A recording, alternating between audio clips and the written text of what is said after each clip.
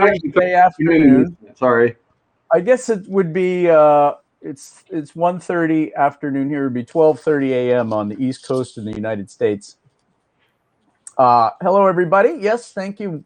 Thanks for joining my very first live broadcast on HAPS. Yay! Dan and I do the Layman's Philosophy on Wednesday morning at 11 o'clock. But I wanted to do this myself. And today's going to be a short broadcast just so I can familiarize myself with HAPS and just to familiarize myself with the organization and the usage, the technology. So we're just going to have a short one today, Dan. I hope that's okay. Abyss, welcome. Hi, Abyss. All right, great. Oh, here I am. Yeah. Okay, great. How are you doing, Abyss? Yeah. Good to join us. Thank you so much for joining me on this very first live broadcast. Yay. Okay, we're going to see how it works. As I said, I'm familiarizing myself with this whole process. So also today, I wanted to talk about a little live stuff. Dan, when was the first time you did anything live? Anything live?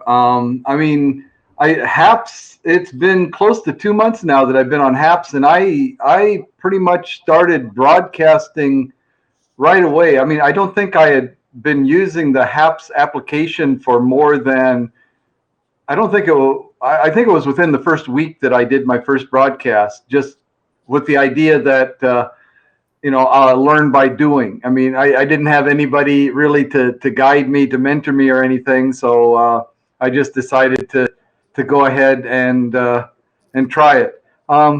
Jeff, right. Yeah. Oh, did you know? Oh, yeah. Okay. You saw that you were sending a private message? Yeah, I saw that. I'm trying to fix that. Yeah, you got to click on the little lock on the side there to send it to everybody. Otherwise, you can send it to me.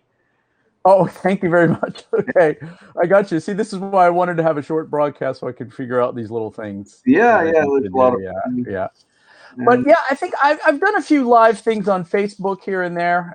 Every once in a while, I'll do a live post on Facebook and Instagram. I've done a few live things, here and there in the past couple of years. But I never really took anything that seriously until we started doing ours. Mm-hmm. It's quite an interesting thing to be able to do, I think. Yeah, it's great. The two kinds of broadcasting, one where you record the video, put it together, edit it, and make it look the way you want to, and then you put that on some platform somewhere like YouTube or whatever. And then there's the live broadcast, and they're both, although they're both broadcasts, they're both very, very different animals. That's for sure. They really are. Yeah, I love the interactive aspect of the live broadcasts. Being able to bring people on camera or being able to talk to them in comments. You have similar bookcases to Daniel's. Yes, yeah, exactly. Yeah. It makes us look. It makes us look like we're teachers anyway. Regardless of what the truth is, at least we have the appearance of being educated. I'm a teacher. Thank you very much. You're the teacher, right? Yeah.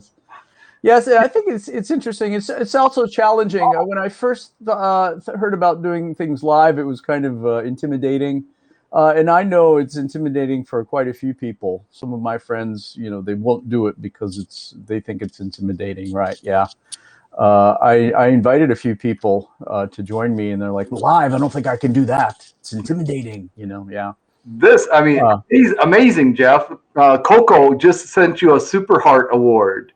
Oh, wow. Just barely got your first broadcast started, and already you're starting to collect awards. My goodness. Way to go. Great. Awesome. Thank you, Coco. That's great. Thank you very much. Right. Yeah. Hola, ¿qué tal? Nice. Hola, ¿qué tal? It's an interesting thing. It's great to be able to do. Like I said, I've only done it a couple of times, so I really want to do more, actually. Yeah. My thing today was content. Mm-hmm. What content is it going to be? What content should I do? And I've been discovering that it really doesn't matter so much, right? what kind of content you have. I think it's connecting with people is more Exactly. the impetus, the more emphasis. Yeah. I mean, yeah, I mean, take mine as an example, not necessarily a good example, but at least an example. I started out, I like, thinking about and talking about those philosophical or semi-philosophical, ideas, and so we banter about them once in a while in your offices. So I thought, well, why not Yeah. online and see what other people want to come in and join in and give us their ideas about that. And then I wanted to get online a little bit more often than that, so that's when I expanded into my my walks around Kumamoto, especially during the cherry blossom time. So I added that broadcast, and then I developed that quiz and the Family Feud, the Friendly Feud game that I did. Again, just Yeah. any kind of thing. And then what I've noticed is, for example, the last one I mentioned, the games. I have that game and I play the game, but the conversation with the audience before and or after the game is at least as rewarding to me as the actual game itself. I mean, they come to play the game, but then they stick around for conversation. It's just wonderful. That's great. Yeah, that really is great. And I like what you've been doing, actually. Sure. Right. Thank you. I've joined a few games and they're pretty interesting. Yeah, it's a nice bit of content there too. It keeps the participants active. Yeah. Now you said earlier that we have bantered a lot about the philosophical topics in our offices and whatnot, and we also had an expat chat podcast going for a while. Mm-hmm.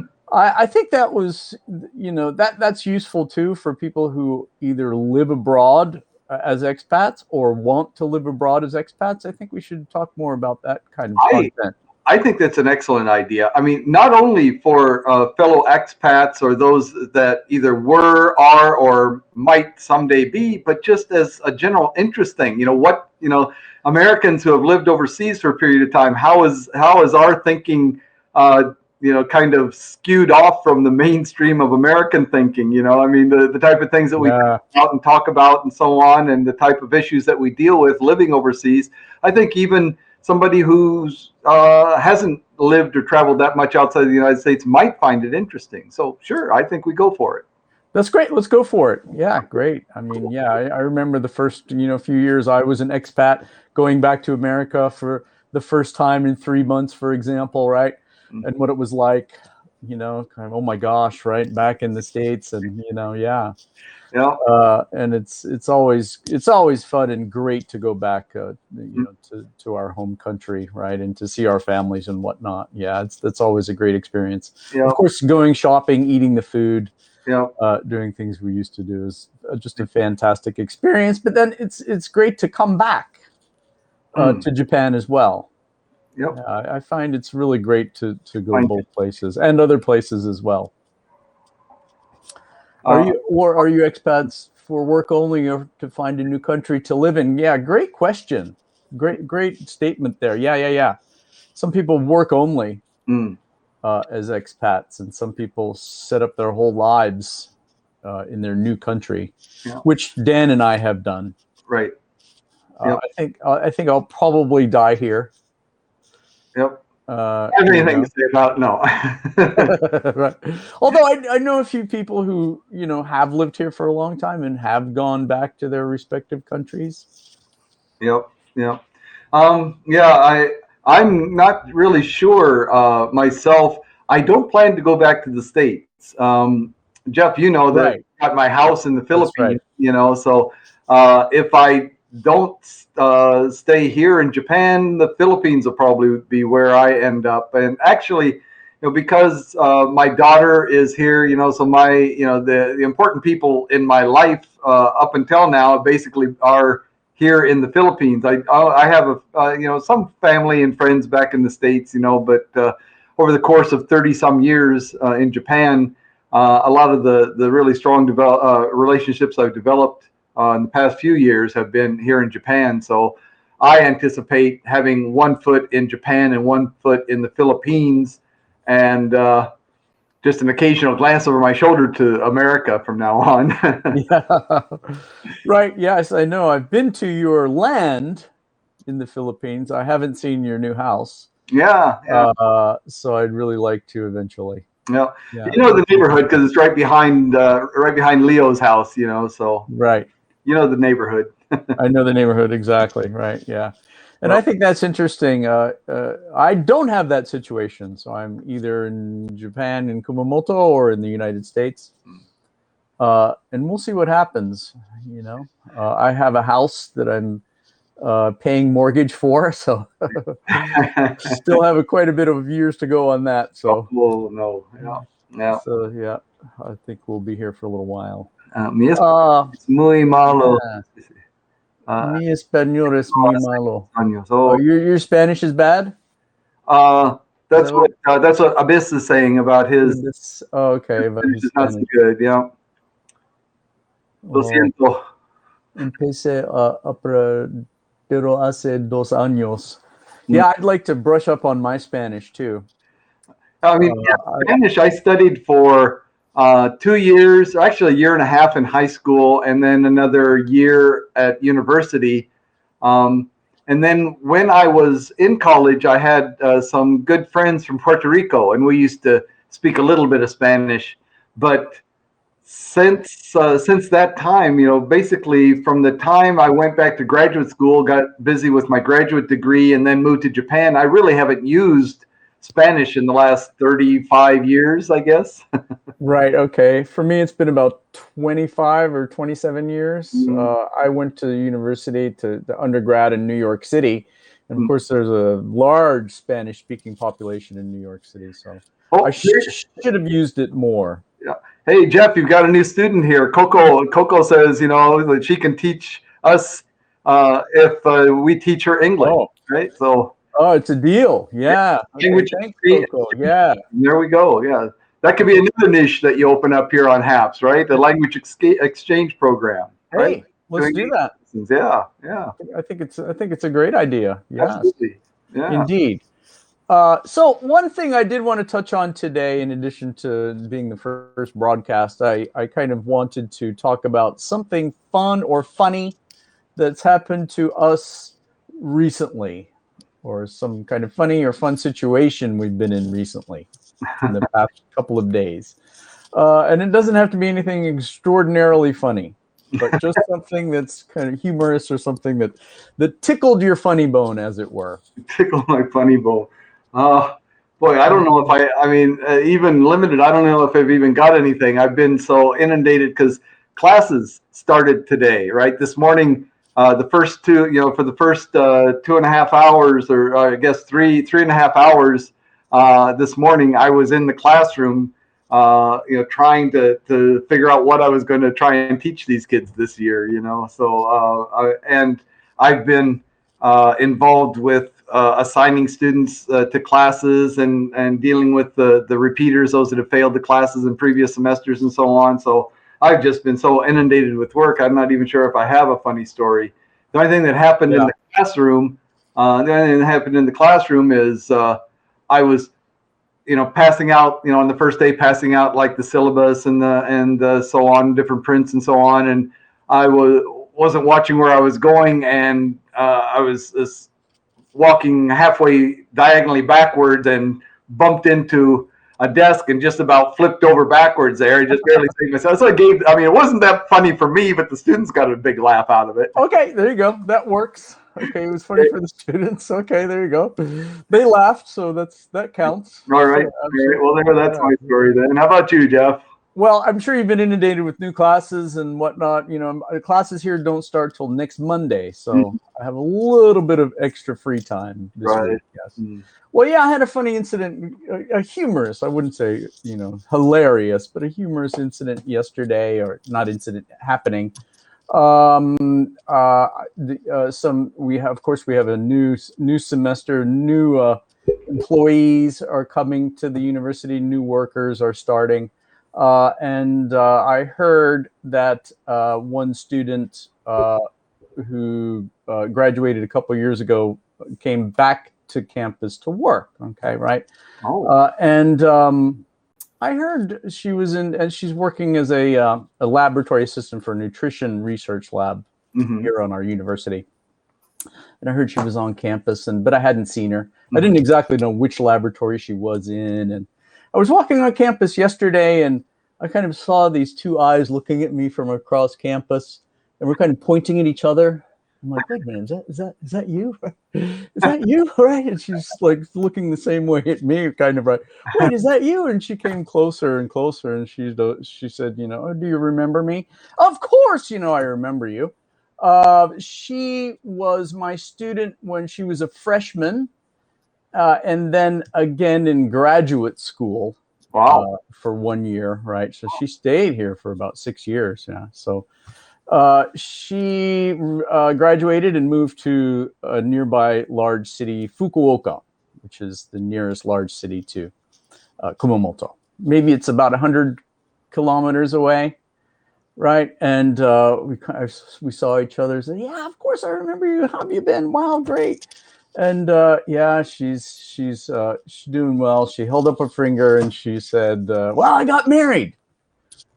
She was in Fukuoka for about 3 years, and I said, "Well, congratulations!" And here comes the humorous point. Tell me if you think it's humorous. But she. I said, I just asked her, she said, "I got married." "Wow, congratulations. I knew you would eventually, da, da, da, da, da, da." And I said, "How about children? Do you have any children? Anything happening on the children front? For example, are there any buns in the oven?" Right? Yeah. Anything going on? Insinuating that. And she goes, "No, I'm empty." And so that was the humorous point for me. In Japanese, she said "karapo," right, which means empty, right? And I thought that was just a funny and kind of humorous way to say, "No buns in the oven yet," right? Buns in the oven, yeah. All right. On that front. Well, you better be careful then, Jeff. Yeah, indeed. Yeah. So I wished her luck, of course, and parted ways. So yeah. So that's the latest, slightly humorous thing that's happened to me. Cool. Yeah. I think yours is actually funnier. No, I don't know. But Coco telling us about her teacher friends. One in Tokyo. Oh yeah. Niigata, and I was just saying, I lived in Niigata for 2 years. Yeah. First 2 years in Japan were in Niigata. That's right. Yeah. And Tokyo, I went to Tokyo quite often when I was living in Niigata because it was just a short Shinkansen ride, the bullet train across the island there. It was real close. Yeah. An American and a Scottish. Yeah. Wow. Nice. Okay. Yeah. Interesting. Yeah. Interesting. Well, I'm both of those, American and Scottish. Yeah. You're both or neither or something. Yeah, you're Heinz. I'm Scotch. The drink, that is. Scott, no, we're talking about heritage, not what you're drinking right now. No Scotch yet, thank you. No Scotch yet. Yeah, that comes later. This said, how did you overcome language barrier? This is a very good question. Nihongo is completely different from Western languages. That's very true. And kanji reading, kanji also is completely different than Western languages. Yeah, kanji is based on the Chinese kanji, and it's more pictographic.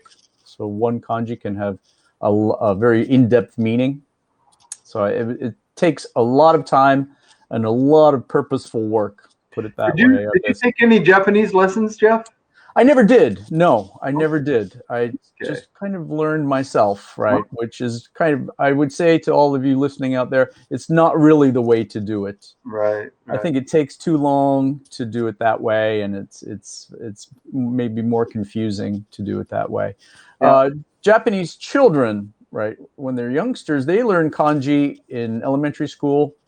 First couple of years of elementary school, they write the kanji 1,000 times each, right? And that's how they memorize the kanji, right? Of course, we don't have time as adults to do that when we come here. Yeah, that's right. I didn't. So, that's right. But I just learned I practiced listening and speaking first, simpler things, and learning more and more vocabulary and using it daily, right? Using it as much as possible. Yeah. That's how I learned. Yeah, I did take a couple of months. When I was in graduate school, I had a summer, I didn't have any linguistics classes, anything for TESOL or anything that I was taking. So just on a lark, I took, this was before I had even decided that it was before I had my master's degree. It was before I decided where I was going to be working. But on a lark, I took a 2-month non-intensive, just a fun Japanese class. And that's the only Japanese language study that I ever did formally. But that was nice. I mean, I learned the hiragana and katakana. I didn't really learn any kanji at all, but I learned the hiragana, katakana, and your basic greetings and where's the toilet and how much is this type of things. So that was Right. a nice little, at least one step forward. But then it was another year and a half, before I actually came to Japan. So I forgot most of it by the time I got here. Yeah, that'll happen too. You start using it and don't keep up with it, right? It can definitely escape, your language knowledge there for sure. When I was in high school, we had a Japanese exchange student live with us actually for about 6 months, going to a local college, and she taught me body parts. Yeah, Mm-hmm. basically the first, right? Mei, hana, kuchi, right? Mimi, things like this at first, and yeah, of course, I didn't really use it either. So, but it's interesting because I had no knowledge or not even a thought at that time that I would ever live in Japan. It's very strange how these things work, right? Yep. Yep. Yeah. Mm. Yeah. It's yeah. But yeah. So I mean, that's But both of us, this almost. I mean, basically the same type of thing. Just by living here and being surrounded by the language every day, and necessarily needing to communicate, that is what has motivated us, and that's why we're able to communicate it all in Japanese. Yeah. That's right, and of course, I had a bar in downtown Kumamoto for a long time. I ran it for 15 years. It's still around. I learned a lot of Japanese in the bar, actually, communicating with Japanese people All right. using Japanese, and my listening really improved when I was doing my PhD at a Japanese university because the classes were in English. In Japanese, only Japanese. Yeah. Mm-hmm. So I had to really try to, oh my gosh, what are they saying? I recorded a lot of things and listened to it after, and tried to learn that way also. Mm-hmm. So it was quite a long process. Although I have known people who've tackled it and who've become very, very proficient Japanese speakers while living here. One guy I knew who was an ALT, an assistant language teacher on the JET program. He did what Japanese children do, and he was maybe mid-20s. He wrote kanji 1,000 times each and just forced himself to write it and learn it and memorize it, and became very proficient. Oh. He said it was very painful learning the kanji like that. Yeah, just writing it over and over. I remember back when my first 2 years when I was in Japan, back in Niigata, one of the teachers was particularly interested in learning Japanese and how to write the Japanese, the Japanese calligraphy, because it's so beautiful, that writing style, and wanted to take lessons. But she was left-handed, as I am, and the teacher was a stickler, would not allow her to write Japanese with her left hand. She had to master writing with her right hand. The teacher simply would not instruct her in writing Japanese if she used her left hand. Wow, really? Yeah. That's interesting. Okay, I've never heard of that, but yeah. Well, I mean, I guess it does make a difference, as far as the way the strokes, turn out, and I guess it's, to people that know that type of thing, it's noticeable whether it was written with the left hand or the right hand, It wouldn't, yeah, right. That's true. Read my writing no matter which hand I use. I could put the pencil in my mouth and do as good a job, basically. But there is a difference, and the writing angle or whatever it is, it makes a difference. And so I think I've talked to other people though where the teachers were not that strict and would allow them to use their strong hand, to write. So well, it's changing. Okay, it's changing. Okay, yeah, fascinating.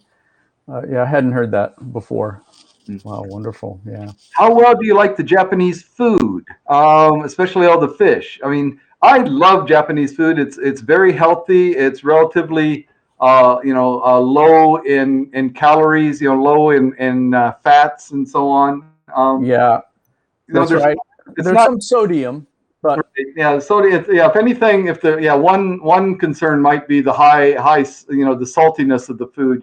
This extensive use of soy sauce and miso and things like that have a high salt content. But generally it's very healthy. Lots of vegetables, lots of fish, very small portions of meat when you eat meat and so on. Yeah, the taste is great. The taste is great. They have very unique cooking styles too. There's a dish nabe or shabu shabu. In which you kind of slowly put meat or pork into boiling water or hot water and then eat it with vegetables that you've also boiled with some sauce. And it tends to be healthier. Yep. But of course, Japan is a rice culture, so rice is a staple. I mean, few Japanese go a day without eating rice a couple of times, sometimes 3 times a day. They'll have rice for breakfast, lunch, and dinner. That's right. That is getting to be a little bit less. People are eating more bread and noodles are very popular. I was surprised when I got here at how many different types of noodle dishes there are. The Chinese style as well as the traditional Japanese noodles, the soba, the somen, as well as the Chinese style ramens and udon and all these different kinds of noodles. It's just amazing. So there are many different kinds of noodles. Sure, my favorite probably is soba. Soba, yeah. Do you prefer yours in the hot soup or do you like it the cold on the zaru soba? I like the hot soup actually. Yeah. I love the zaru soba. To me, that's really interesting. The wasabi in the soup that you dunk it into. I like that wasabi flavor on the soba noodles. That's really good. Sure, I put that in my hot soup though too. So that's good too. Yeah. But that's not to say that Japanese food doesn't have fried food. There are quite a few fried food dishes. Yes. Yeah. What I'm thinking of now is katsudon, which is deep fried pork cutlet over rice with an egg mixture on top of that. Right. So it's not low in calories. And then another favorite, of course, is tempura. Tempura is awesome. Yeah. The battered vegetables or fish or shrimp or whatever that are battered and then deep fried and you take them out and eat them, and that is just so delicious. Yeah. Another thing I love is Japanese mustard. I like Japanese mustard, kind of more than Western mustard, yellow mustard, I should say. It's really hot, spicy, and really good. Yes, like wasabi. Yeah. As Cher said. Yeah, it's like concentrate. It's great. Yeah, it's mustard on steroids. It really is. It definitely is. Yeah.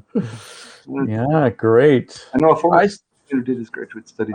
I saw that you had a little nabe lesson or a little introduction on HAPS the other day, Dan, with your wife.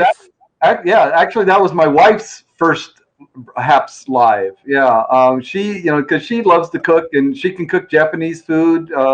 She cooks Philippine food, of course, because she's a Filipina, so she cooks a lot of Filipino food. She also has her own kind of style, kind of a hybrid Japanese Philippine style that she does, as well as she's. What amazes me is she can go to a cookbook or find a recipe online and be able to create something that's just totally mouth-watering just by looking at the page and being able to decipher that recipe and create something really wonderful out of that. So I think that may be something to look forward to, her cooking shows. Yeah. So your wife is from the Philippines, yes? Yes, she is. What's her screen name? Yeah, I'd like to know that too. Isn't it? I think it's Mercy Minor. Mercy Minor. Okay. I think so. You might want to chat that, Dan. Yeah. I didn't know that either. But my wife is Japanese and she's a wonderful cook too, I think. And it's just great. She can do that too. We'll go to a restaurant and she'll kind of come back and make what we had. My wife's a real Western Western food fan. The other night she made pork braised in tea, in cooked in tea, slow braising in tea. Yeah, it was fantastic. Yeah, wonderful. Yep. Yeah. Mercy Miner at Mercy Miner 1 is my wife's handle there here on apps. Mercy Miner 1. Yeah. Great. Okay. Thank you very much. I'd like to end it now. But we're just getting started here. We've got to run a few errands. So I kind of just wanted to do a short one. Yeah. Absolutely. It's the thing, I mean, it's one of the greatest pleasures, but also one of the greatest dangers of HAPS is that you can get started and, you've got, these wonderful audience that join in, like I said, either on camera or as we're doing here through the comments, and you just, it feeds into, your broadcast. And so, yeah, you really have to pull the plug on it. Otherwise it could just carry on for ever. It's so wonderful. It's really great. It is wonderful. And thank you, everybody. I had a great first live broadcast. Yeah. I hope to do it again soon. Yeah. And don't forget to join us next Wednesday morning for Layman's Philosophy. Abyss, I hear you. Philosophy. Yeah, Layman's Philosophy. Yeah, absolutely. Sounds great. Yeah, we are Wednesday. Wednesday about 3 hours earlier than this, right? Yeah, about 11 o'clock our time, so about 10 o'clock. That's right. 10 o'clock Eastern time, something like that. 11 o'clock, yes, 10 o'clock Eastern time. Right. In the States. Yeah, exactly. Yeah. So thank you very much, everybody. See you next time. Have a great one. It was fun. Yeah, it was great. Great. Thank you. Thanks, Dan. Everybody, please subscribe to Jeff, right? Oh, right. Please subscribe to Jeff. Subscribe to my wife, Mercy Miner, if you want to watch some cooking shows. Yeah, okay. 7 p.m. California time. There you go. Shares in California, Los Angeles. I think it was. I can't remember now. But she's our California expert there, right? Okay. Excellent. Oh, okay. Abyss just subscribed, right? So you're on there, Jeff, right? You're on. Thank you. Share. Oh, wonderful. Oh, thank you. All right. Thank you very much. These are my dear friends here on HAPS, so my friends are your friends, right? So cool. Thank you very much. I appreciate that. Great. Thanks, Jeff. Great. Bye. Thank you.